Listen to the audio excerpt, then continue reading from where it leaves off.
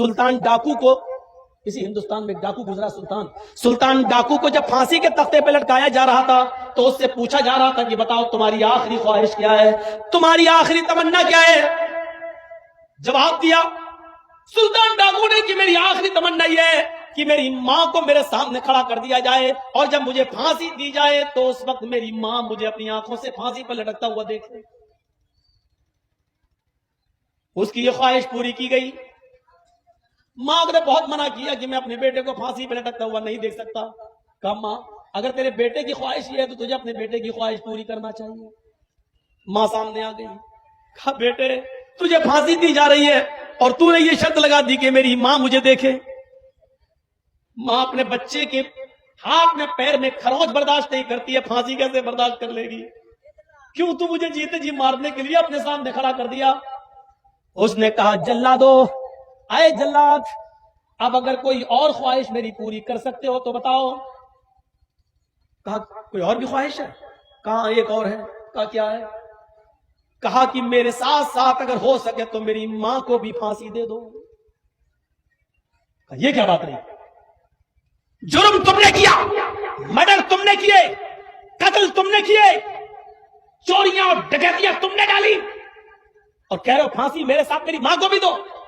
کہا ہاں، اس کی وجہ یہ ہے کہ جب میری عمر 5 سال کی 6 سال کی تھی اور ماں نے مجھے 1 درہم دے کر بھیجا تھا دکان پر اور کہا تھا کہ بیٹے دکان سے 2 انڈے لے آؤ، میں 2 انڈے لینے کے لیے جب دکان پر گیا تو میں نے دکان سے 2 انڈے لے لیے اور پیسے دینا میں بھول گیا، دکاندار نے بھی پیسے نہیں لیے، بھول گیا، اور میں وہ 2 انڈے لے کر جب میں گھر پہ آیا تو میں نے کہا ماں یہ 2 انڈے بھی مل گئے اور پیسے بھی بچ گئے۔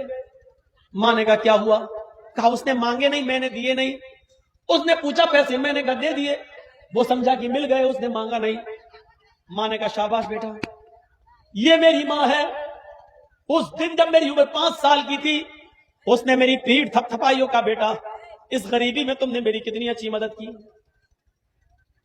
اس دن کے بعد میری ہمت بڑھ گئی، پھر میں انڈے کے بعد مرغی چور بنا، پھر بکری چور بنا، پھر گائے اور بیل چور بنا، پھر میں اور بڑا چور بنا، پھر ڈاکو بنا، پھر لوگوں کو مار مار کر مال لوٹنے لگا، پھر میں مدد کرنے لگا، جو سامان نہیں دیتا اس کا قتل کر دیتا۔